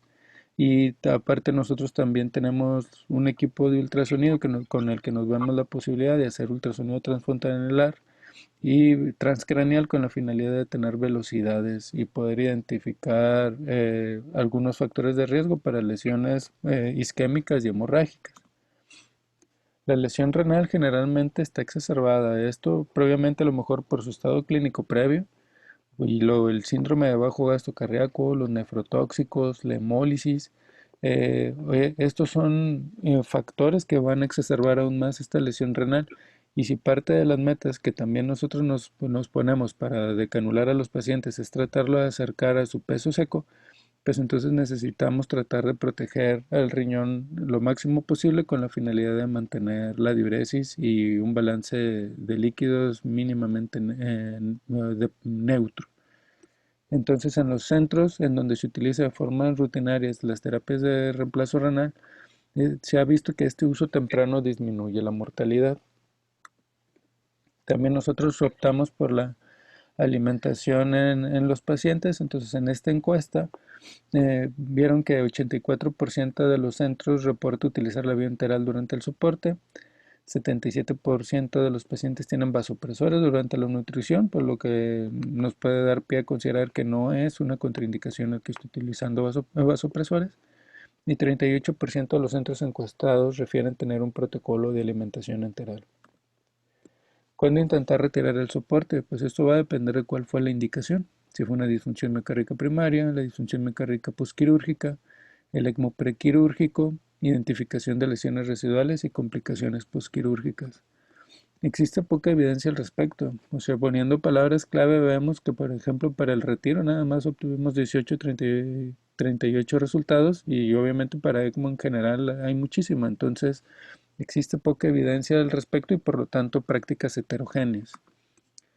En la prueba del retiro, pues existe evidencia y experiencia por centros, lo que les comento, ¿no? O sea, es heterogéneo la forma en la cual utilizamos el retiro del ECMO, aunque todos tratamos de no disminuir el flujo por debajo de los 200 mililitros para tratar de disminuir el riesgo de trombosis. Entonces podemos apoyarnos en un momento dado con el puente para estar manteniendo un flujo sanguíneo más alto y regular más allá de la instalación del puente, el flujo que le hagamos llegar al paciente poniendo un transductor de flujo a esa altura. También existe otra duda de qué tan rápido se puede retirar el soporte, pero lo que sí sabemos es de que debemos de optimizar las condiciones del paciente previo al retiro del ECMO, sus condiciones cardíacas, respiratorias, su función orgánica en general. Predictores del retiro exitoso, lo que platicábamos previamente, ¿no? Si el paciente está con presión de pulso adecuada, más de 10 milímetros de mercurio, pues bueno, eso nos puede dar la idea de que el paciente, su función cardíaca nativa nos puede ayudar.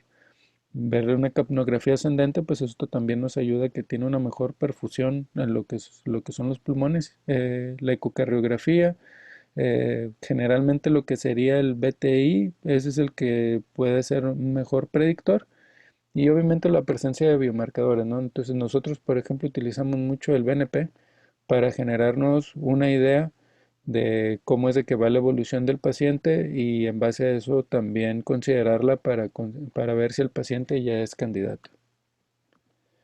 En este estudio en Alemania, que se realizó del 2015 al 2017, tuvieron 18 pacientes en un protocolo estandarizado. Su edad promedio era de 5 días y los días en ECMO fue de 4 días. Tuvieron un retiro exitoso del 89% y un alta al domicilio con 58%.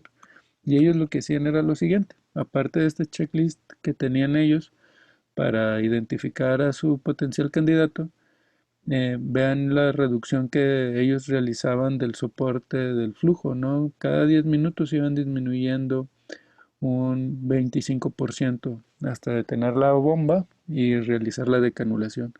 Pero importante es el hecho de que vean cómo eran las tendencias de su lactato, del NIRS y el uso de norepinefrina y adrenalina.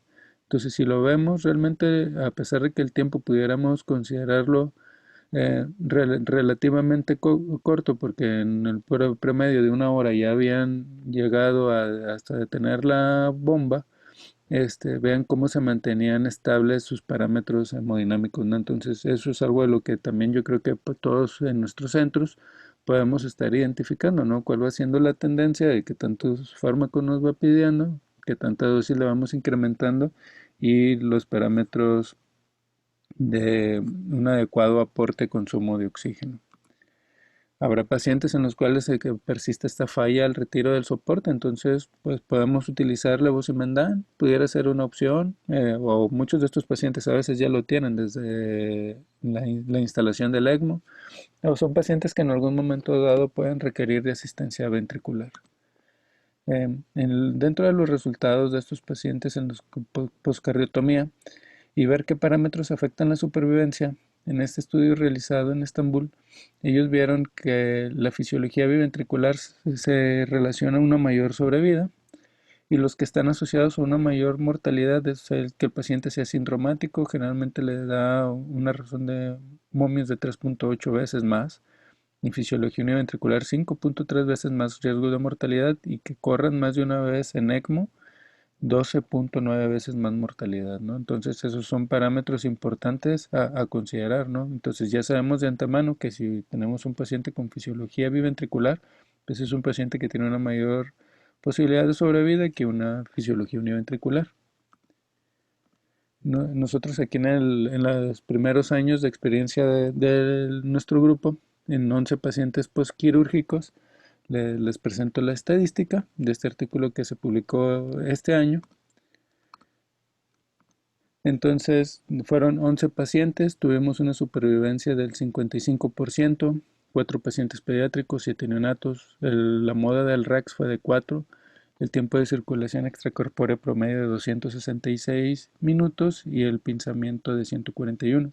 Los supervivientes coincide con lo demás de literatura, están en el grupo de esos pacientes que su corrida es de 4 días.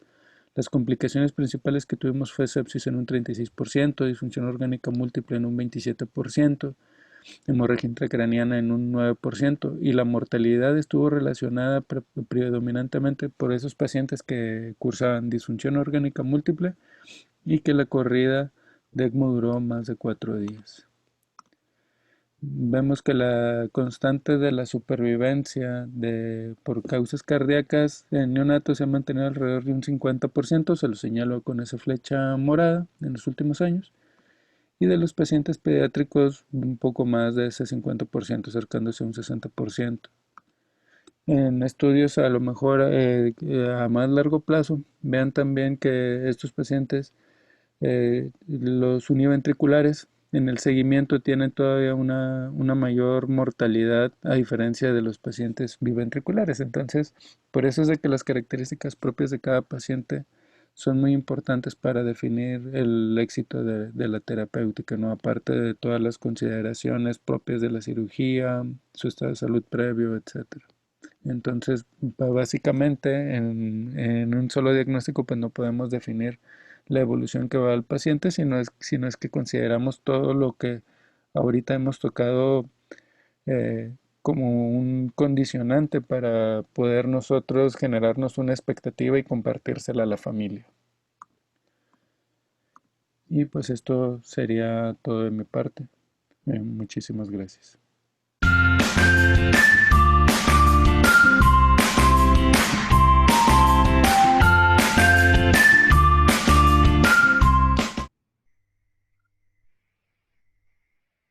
Adelante, Vero.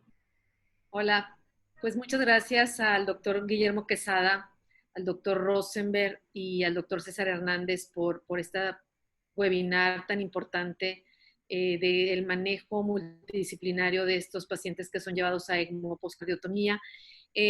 No sé si tengas la pantalla de la encuesta que hicimos, Humberto. La voy a compartir en este momento para que tú la puedas verificar con los participantes. Perfecto, esta es la primera vez que hacemos esto en estos webinars de ALAP. Yo creo que es importante porque nos da una idea de cómo estamos realizando ciertas cosas en nuestros centros. Dice, en tu hospital se realiza ecografía transesofágica transoperatoria de rutina. 61% respondió que sí. La reversión de la heparina de circulación extracorpórea antes del ECMO, ¿a qué porcentaje la realizas? El 38% al 100%, el 50% es un 33% de la audiencia respondió, y a un 75% un 20% de la audiencia, y un 10% de la audiencia el 25%.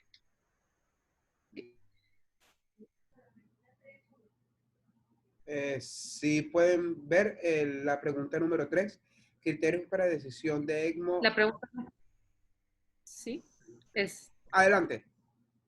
Esta no la alcanzo a criterios para decisión de ECMO, ecografía, tiempo de circulación extracorpórea, complejidad de la cirugía y todas las anteriores, el 76%. Sí, todos esos criterios son los que se toman en cuenta para decisión de ECMO.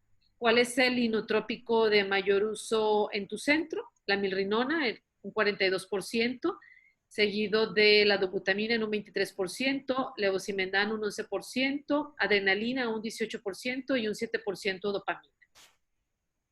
En tu centro, ¿cómo se realiza el monitoreo de la anticoagulación? ¿Sí?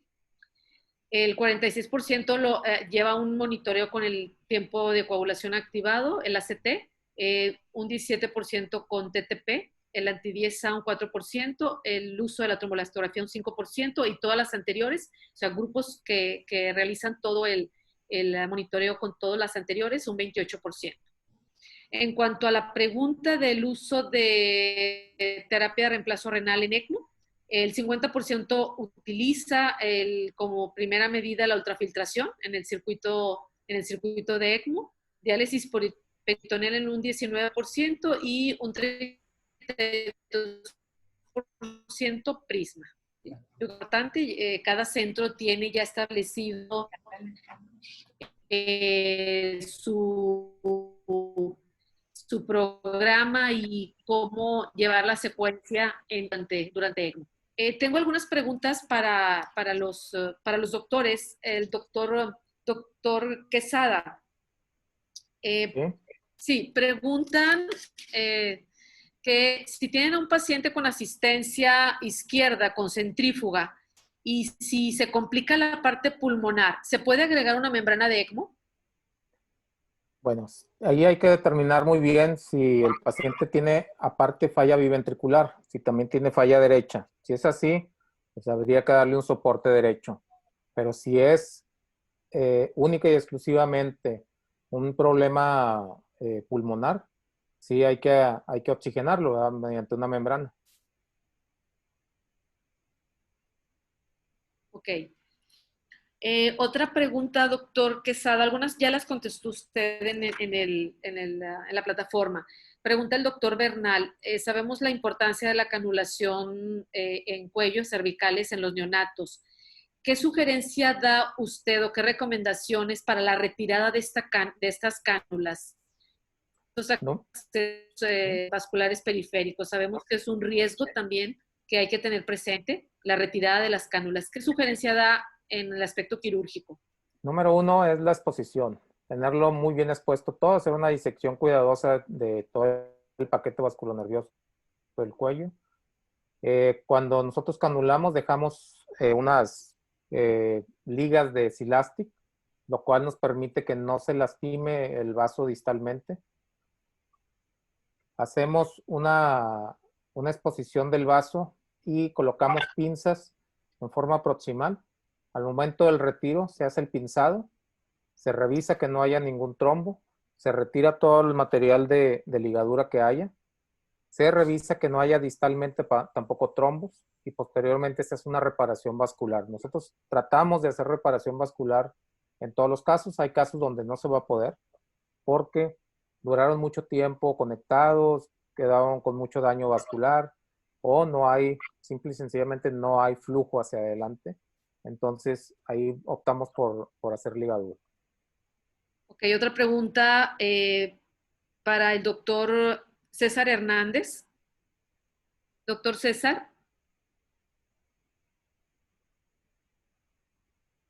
Sí, ahorita. Sí, doctor César, preguntan, ¿cuánto tiempo puede quedarse un paciente que fue conectado a ECMO poscardiotomía y que sabemos que trae alteraciones de los factores de coagulación en las primeras horas una vez conectado el ECMO, el paciente sin heparina, sin infusión de heparina? Sí, nosotros generalmente o lo que hemos logrado es de que podemos tenerlos hasta casi 24 horas sin heparina, manteniendo un flujo de bomba adecuado. Eso es lo que nosotros hemos llegado a optimizar, ¿no? Casi 24 horas sin heparina, flujos completos. Ok. Otra pregunta, doctor, para usted. Es importante en el paciente neonato que es candidato a ECMO. ¿Qué importancia tiene la utilidad del eco transfontanelar? ¿Lo hacen ahí en la unidad de quirúrgica, en el quirófano, antes de llevarlo a la conexión del ECMO? En algunas ocasiones se hace ese rastreo de forma, podemos utilizar el mismo equipo que están utilizando en el anestesiólogo y podemos dar una ventana rápida para ver nada más que no hay hemorragia. Generalmente en ese momento difícilmente a lo mejor el paciente va a tener algún tipo de hemorragia intraventricular y nada más hacemos o hacen el escaneo nada más para ver que no tenga hemorragia intraventricular, pero ya cuando lo suben a la terapia intensiva, de forma diaria estamos monitorizando con transfontanelar para identificar hemorragias y con transcraneal para ver cómo están los flujos cerebrales. Ok, muchas gracias, doctor César. Doctor Rosenberg. Adelante, Vero, aquí estoy. Sí, doctor. Alex Muñoz, percusionista de Colombia, pregunta. Usted comentó que las soluciones de primado se relacionan con factor de riesgo, como factor de riesgo. ¿A qué tipo de cebado hace referencia? Sí, desafortunadamente no hay un consenso así tan grande como para determinar cuál es el cebado ideal para el paciente, pero en algunos centros, afortunadamente ya no tan frecuentes, se asocia, por ejemplo, al uso de coloides. Hay que recordar que el uso de coloides, sobre todo de los almidones, sigue estando proscrito según la Unión Europea en cirugía cardíaca, más en cirugía neonatal. Acuérdate que hablamos acerca de los factores que podían exacerbar el deterioro sistémico, ¿no? Entonces, si utilizamos coloides en el cebado de la circulación extracorpórea y lo asociamos con todos los factores de riesgo que describimos, pues el riesgo de lesión renal es aún mayor, ¿no? Eso es por citar un ejemplo. Perfecto. Otra pregunta para usted, doctor Rosenberg. ¿El índice bispectral tiene buena correlación de la profundidad anestésica en los recién nacidos? Fíjate que curiosamente hay muchas cosas descritas, ¿no? Y una conclusión a la cual se ha llegado en las últimas investigaciones es que los estudios no son concluyentes respecto a la correlación directa en cierto grupo de pacientes. Sin embargo, la información que nos proporciona al momento de monitorizarlo es de mucha utilidad. ¿A qué vamos con este redondeo de palabras o juego de palabras? A que siempre es mejor utilizarlo, ¿no? Sí nos asesora en relación a más que la profundidad anestésica, estamos hablando de hipnosis. Es frecuente tomarlo como sinonimia, pero no. Lo que valoramos es realmente si está dormido o no el paciente, que es muy diferente a la profundidad anestésica. Aquí lo que tratamos de evaluar es si el paciente está respondiendo adecuadamente a la terapia con los medicamentos sedantes, ¿no? Hay una consideración que es bien cierta y es relacionada al índice biespectral que debe de considerarse. Hay varios equipos que lo monitorizan, cada marca tiene sus propiedades y sus defectos, pero el índice biespectral como tal del aparato marca BIS de Medtronic tiene poca correlación en el periodo de enfriamiento, ¿no? En la hipotermia durante la circulación extracorpórea tiene poca correlación con eso que estamos midiendo. Son un poquito más sensibles otras marcas, pero fuera de ahí sí podemos tener información valiosa más allá de la valoración de la hipnosis. No nada más nos interesa eso. Muchas gracias, doctor Rosenberg. O doctor César Hernández preguntan que si un paciente, o sea, si ya el bebé requiere cateterismo, ¿qué requisitos conlleva el tener que llevarlo a la sala de hemodinamia? ¿Hay que suspender la anticoagulación? ¿Hay que bajar el flujo al momento que hacen algún disparo? ¿Qué situaciones importantes debemos de tener presente con el medio de contraste?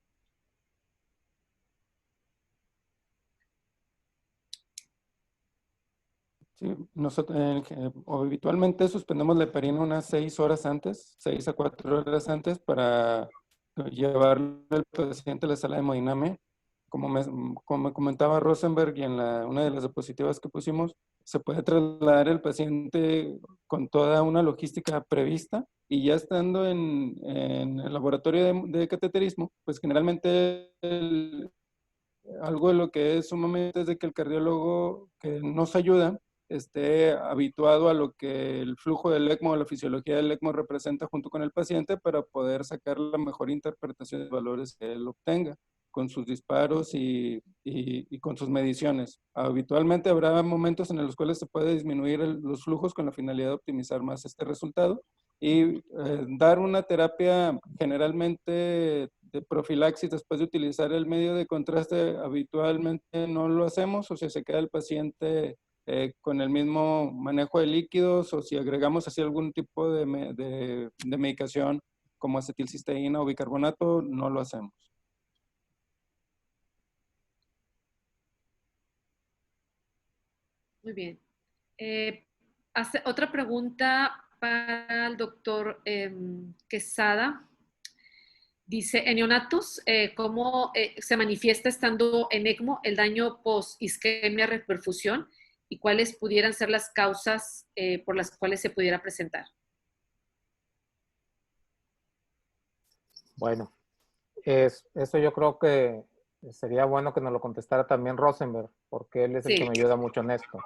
Sí. Y nosotros lo vemos inmediatamente, son miocardios, el miocardio del neonato es más prono al edema miocárdico. Nosotros vemos el grado de disfunción en su respuesta al volumen, se dilata más fácilmente, la respuesta a los medicamentos es menor y nosotros estamos muy cercana comunicación con anestesia y con perfusión. Y anestesia por lo general nos da muchos datos importantes a través del eco y ellos nos van diciendo cómo se está comportando, ¿eh? Yo creo que sería bueno que Rosenberg nos diera una opinión al respecto. Sí, claro, doctor, con gusto. Podemos resumirla, ya usted dijo gran parte de la respuesta, pero podemos resumirla en arritmias y aturdimiento, ¿no? Hay que recordar que parte de la lesión de isquemia reperfusión está relacionada a las alteraciones transmembrana y el flujo iónico. Entonces, las arritmias, sobre todo fibrilación ventricular de difícil tratamiento, esa es una manifestación importante. El paciente que tiene episodios de taquicardias ventriculares de difícil control o que empieza con extrasístoles cada vez más frecuentes y termina con salvas de taquicardia ventricular y que puede generar fibrilación ventricular. Es algo bien importante, más allá incluso que la FA se ve un poquito más en los adultos, el niño es más proclive a eso. Hay que recordar que dependiendo también del tipo de lesión, sobre todo las troncoconales, podemos tener taquicardias ectópicas de la unión que también se relacionan, conocido como JET, que también se relacionan con la lesión por isquemia reperfusión. Y el aturdimiento miocárdico, pues vemos la disminución en la contractilidad global y también segmentaria. Eso es bien importante. Por eso es que es fundamental el uso de la ecocardiografía transesofágica en la valoración de esta lesión, ¿no? Un miocardio aturdido, tiene dificultad en el latido, a la par de las arritmias, pero no es un latido sincrónico y puede dificultarse como alteraciones en la movilidad. Muchas gracias, doctor Rosenberg. Yo creo que también ya contestó esta otra pregunta que le hacen a usted, que en qué momento inician el apoyo con drogas ante un corazón aturdido. Sí. Esa pregunta es importante porque hay muchas maneras, ¿no? Tendríamos que considerar en primer lugar el diagnóstico del paciente, ese es fundamental. Es decir, si voy a meter un paciente para un cierre de comunicación interauricular y que no tiene ninguna complicación, difícilmente le voy a poner un inotrópico, ¿no? Igual una comunicación interventricular que no es hipertenso pulmonar. Pero, por ejemplo, si tengo un paciente, un neonato, con una transposición de grandes vasos que va para un procedimiento de Yaten y que ya tiene alguna etapa crítica en el preoperatorio, pues a lo mejor ese paciente la terapia inotrópica la empiezo 24 horas antes con levosimendan, ¿no? Ese es, por ejemplo, a mi manera de la poca experiencia que tengo, el levosimendan, creo que ese es el inotrópico ideal para la transposición, ¿no? O el escenario ideal para ese inotrópico.